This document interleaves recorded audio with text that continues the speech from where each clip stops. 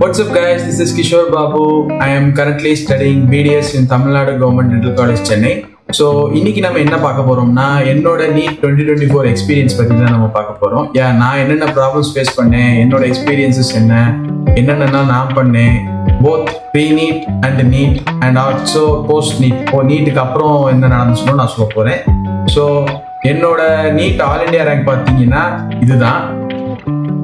And என்னோட NEET score வந்து 606. So actually I'm fourth year repeater. என்னோட ரிப்பீட் இயர்ஸ் பற்றி நான் இன்னொரு வீடியோவில் சொல்கிறேன். ஸோ இன்னைக்கு நீட் 2024 பற்றி மட்டும் பார்ப்போம். So let's get to the video. So முதல்ல நான் என்ன டாபிக் பேச போறேன்னா, நான் வந்து ப்ரீ நீட் பற்றி பேச போறேன். நான் வந்து நீட்டுக்கு முன்னாடி வந்து எப்படி என்னோட ஸ்கோர்ஸ் இருந்துச்சு, எப்படி நான் வந்து அதை டேக்கிள் பண்ணின்றத. நீட் 2024க்காக வந்து நான் ஆக்சுவலா ஒரு கோச்சிங் சென்டர்ல சேர்ந்திருந்தேன். நான் வந்து அந்த கோச்சிங் சென்டர்ல இருந்து தான் படித்தேன்.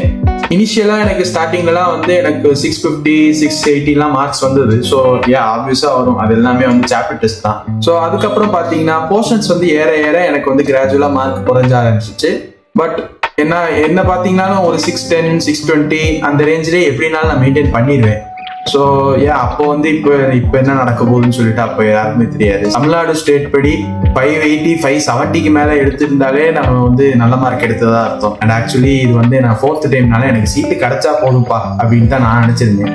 ஸோ ஒரு 610 620 இருந்தாலுமே நான் அதை பெருசாக இம்ப்ரூவ் பண்ண பார்க்கல. எக்ஸாம்லேயே இதே வந்துடும் சொல்லி அந்த கான்ஃபிடன்ஸ் தான் இருந்தது. ஆக்சுவலா அந்த மார்க் தான் வந்தது. எனக்கு ஆக்சுவலா எக்ஸாம்ல வந்த மார்க் வந்து 611. 611ல இருந்து 606 ஆயிடுச்சு. அது ஏன்னு உங்களுக்கே தெரியும். தெரியாதவங்களுக்கு அது ஒரு பிசிக்ஸ் கொஸ்டின். நியூ என்சிஆர்டியா ஓல்டு என்சிஆர்டியான்னு சொல்லிட்டு ஒரு கான்ட்ரவர்சி போச்சு.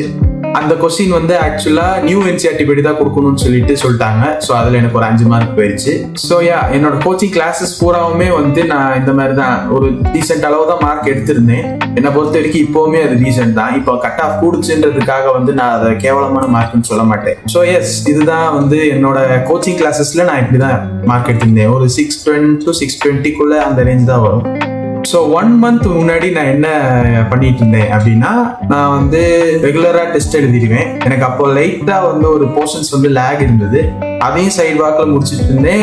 அண்ட் ஆல்சோ நான் என்னோட டெஸ்ட் சீரீஸ்மே நான் வந்து ப்ராப்பரா எழுதிட்டு இருந்தேன்.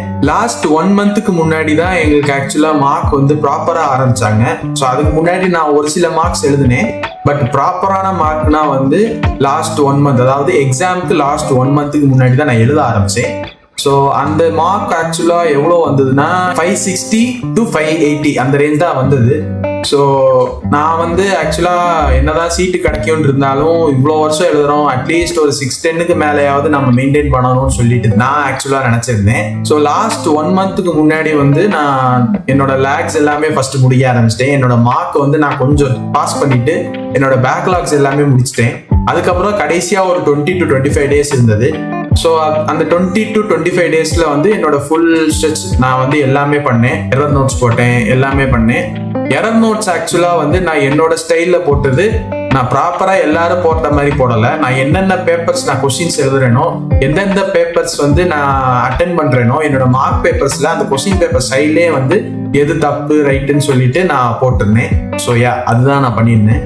ஸோ லாஸ்ட் 1 dayக்கு முன்னாடி பார்த்தீங்கன்னா நான் பெருசா எதுவும் ரெஃபர் பண்ணல. இம்பார்ட்டன்ட் கொஸ்டின்ஸ் மட்டும் தான் நான் ரெஃபர் பண்ணேன். ஸோ அதுக்கப்புறம் பார்த்தீங்கன்னா எக்ஸாம் டே அன்னைக்கு நான் கரெக்டாக தான் எழுதினேன், எல்லாமே கரெக்டாக எழுதிட்டேன். ஸோ எக்ஸாம் டே அன்னைக்கு நான் என்ன பண்ணேன்றத அடுத்த செக்ஷன்ல சொல்றேன்.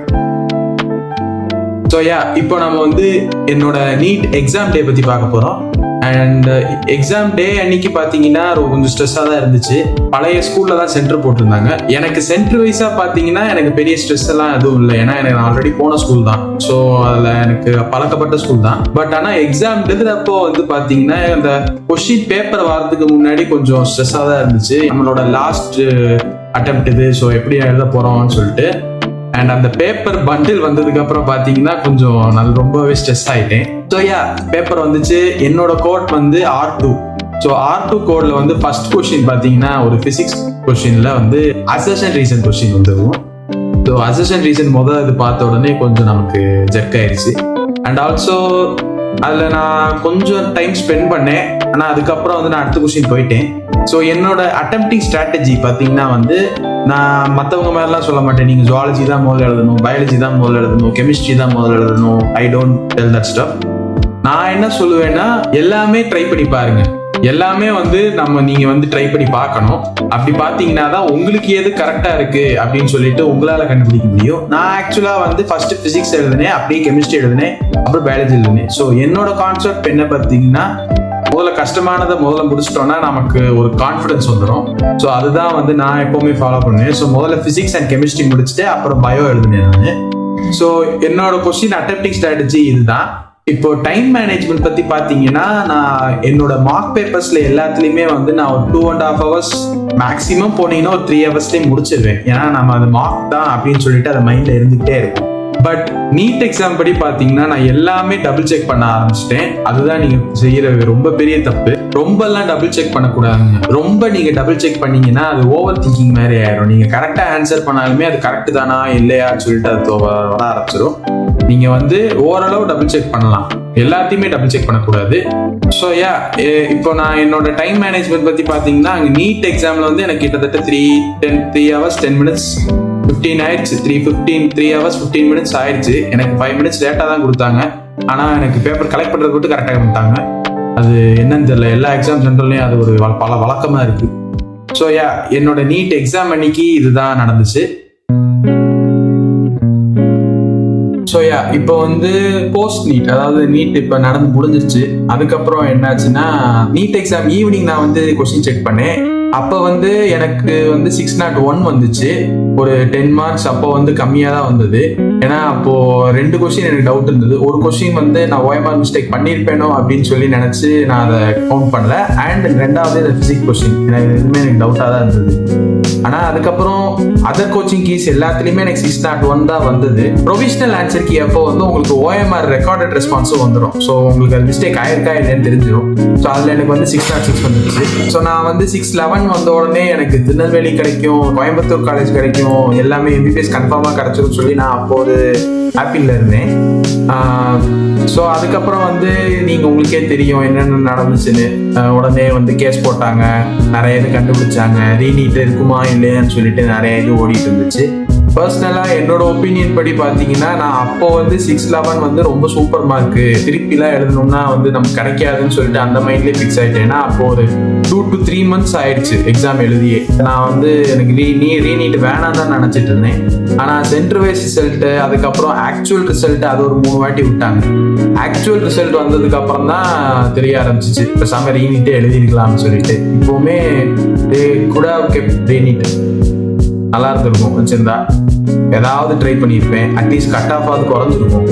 ஸோ 611K ஃபர்ஸ்ட் ஸ்டார்டிங்ல வந்து எங்கேயாவது கிடைச்சிரும், அட்லீஸ்ட் ஒரு ஊட்டி நாகப்பட்டினம் MBBS ஆகுது கிடைச்சிரும் சொல்லி நினைச்சிட்டு இருந்தேன்.